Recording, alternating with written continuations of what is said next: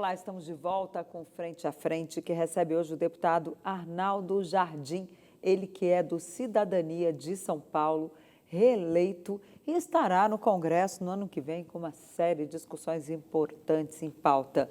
Deputado, entre essas discussões que podem entrar aí no próximo ano, uma delas, pelo menos Arthur Lira, deseja colocar esse projeto em pauta, que é o semipresidencialismo, que há uma proposta já em discussão na casa.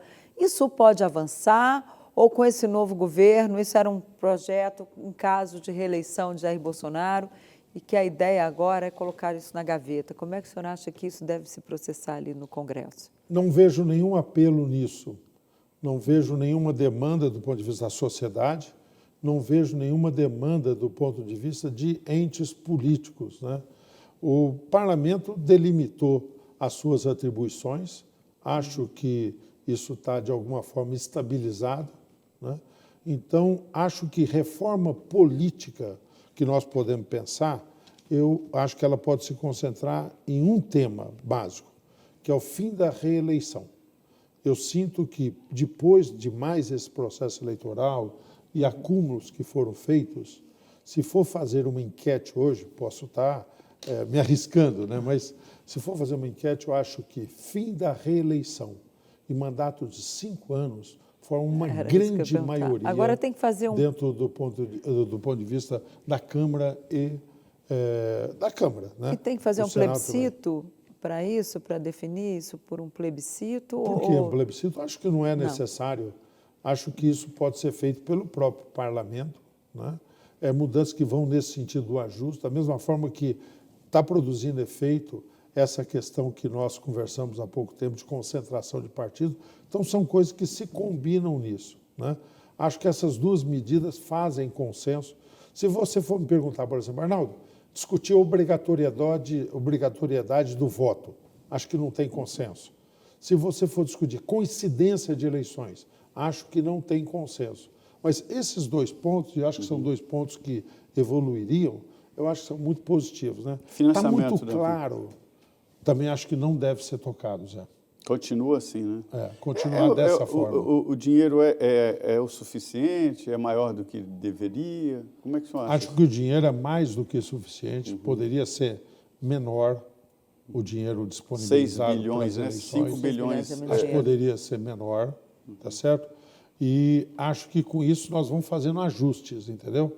Mas eu sou contra ressuscitar uma outra questão, porque isso que todos vocês estão nos acompanhando, estão vendo.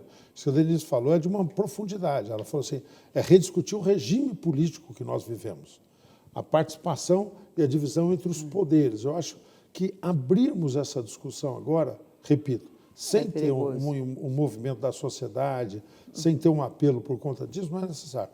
Arnaldo, mas você não acha que era bom aprimorar para ter melhor representação? Concentração de partidos, fim da reeleição, acho que daria um rumo para nós nesse sentido. Mudança na justiça eleitoral, deputado, tem algumas que eu acho até importantes. Por exemplo, o Tribunal Superior Eleitoral legisla, sempre legislou.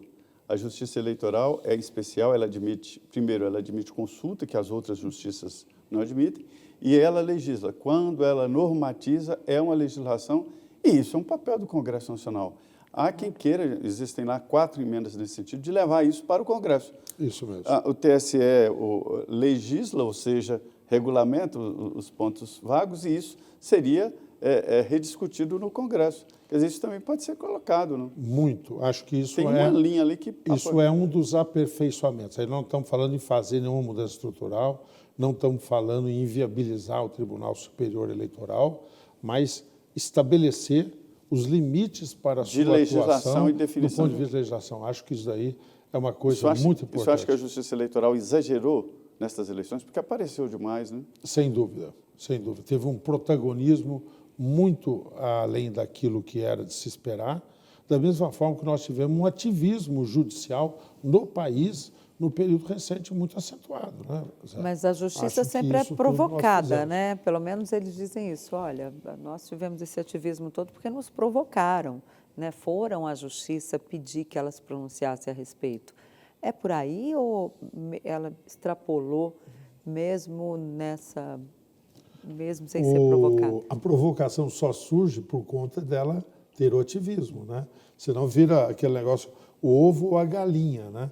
Quer dizer, quando uma pessoa foi, provocou e encontrou guarida, outras sentiram no direito de fazer isso sistematicamente. É como diz o e poeta, transferiu né? a esfera de atuação. É como diz o Então, poeta, o caminho... É daí que vem essa provocação reiterada que todos fazem. Desculpe. O caminho só existe quando você passa. Se alguém criou o caminho, os outros vão atrás. Senão, Ao caminhar, né? Eu acho que é isso. Isso Agora, houve uma comparação com o jogo. Quando o juiz aparece muito, tem alguma coisa errada. nós começamos a falar aqui, eu adoro vir aqui, porque vocês são muito provocantes, e nossos telespectadores participam, né? E depois eu recebo um monte de mensagens quando vem aqui, é muito gostoso. No primeiro momento, nós falamos um pouco do processo como está hoje. O governo precisa definir. Depois, falando de perspectiva. Vou me permitir fazer também uma provocação dentro da Claro, por favor. O que precisa, tá certo? Eu acho que é agora. O que esse novo governo precisa? Precisa fazer a discussão que não houve na eleição. A discussão que não houve na eleição foi a discussão pós-pandemia. Eu não vou falar de vacina. O que vai ser do país, né? O que vai ser do país, Denise? É isso. O mundo, depois da pandemia, os economistas chamam isso, rediscutiu as cadeias internacionais de suprimento. Tá certo? Redefiniu isso. Haverá mudança, o papel relativo. Com certeza. A China, que era uma grande provedora mundial, a Europa confortável, estou comprando coisa barata, está dizendo, não vai ser bem assim, porque eu percebi que eu estou dependente. Os Estados Unidos passaram a rediscutir, tá certo? Nós temos novos polos surgindo, né? Que será o Brasil? Como é que nós vamos dialogar com esses blocos internacionais? Se colocar nesse mundo tipo novo que surge pós-pandemia. Tá certo?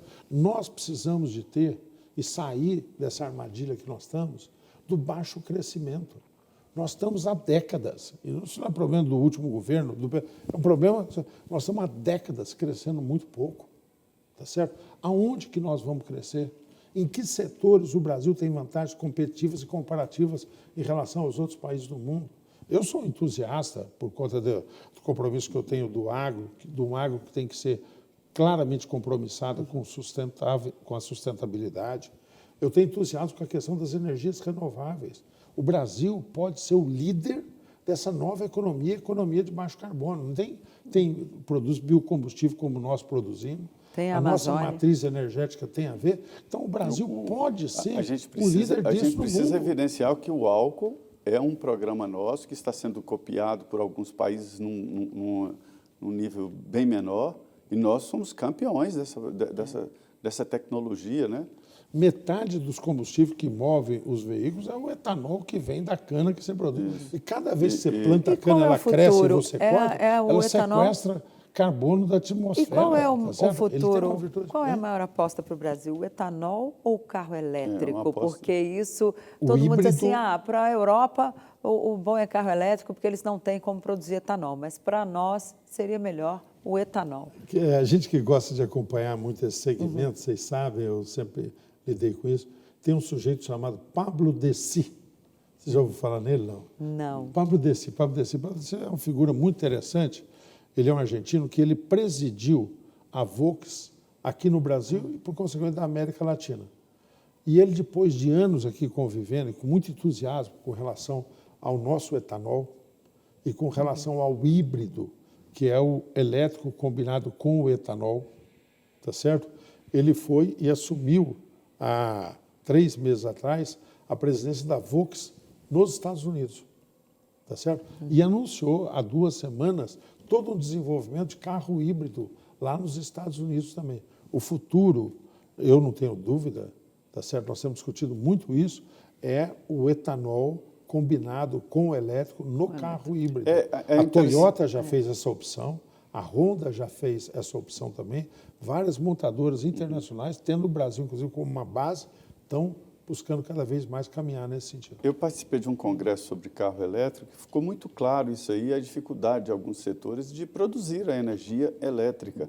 Diz-se que o carro elétrico ele é não poluente. Não, ele é poluente porque para produzir a energia elétrica na Europa se faz com combustível poluente. Quer dizer, Carvão, petróleo.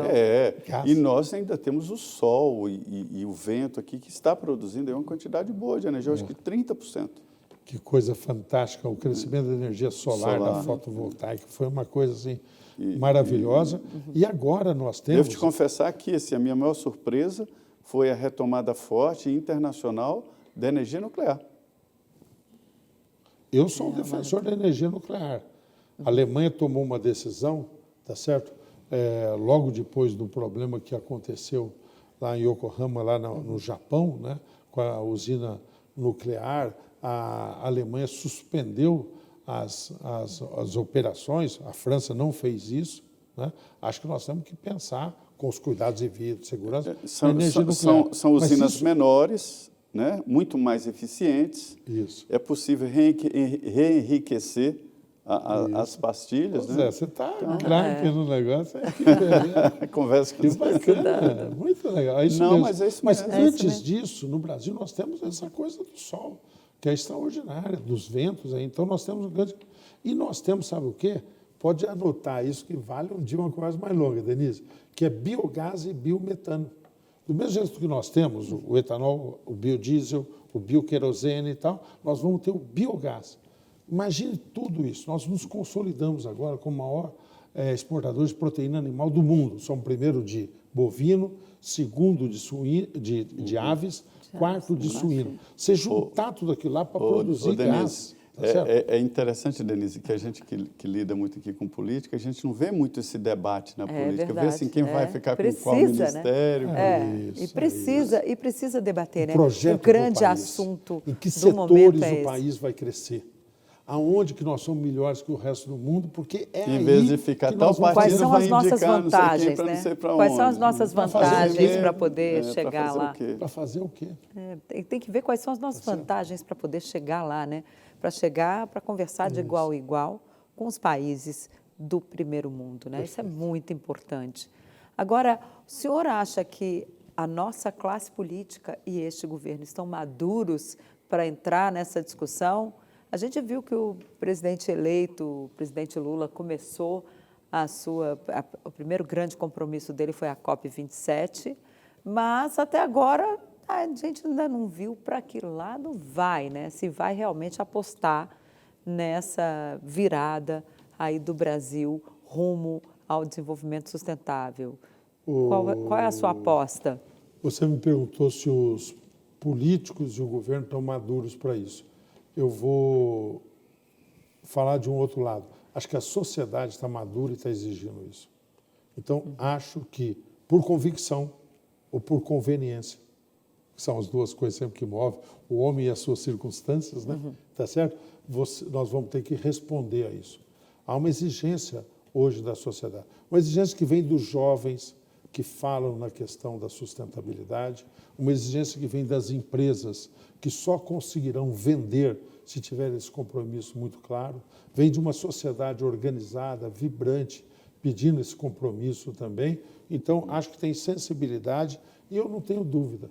Toda vez que tem uma coisa clara da sociedade, um governo que consegue dar a isso, voltamos, uma narrativa, o parlamento responde muito presente, Denise. Perfeito. Tá certo? Ele vai nesse sentido. Estou muito entusiasmado.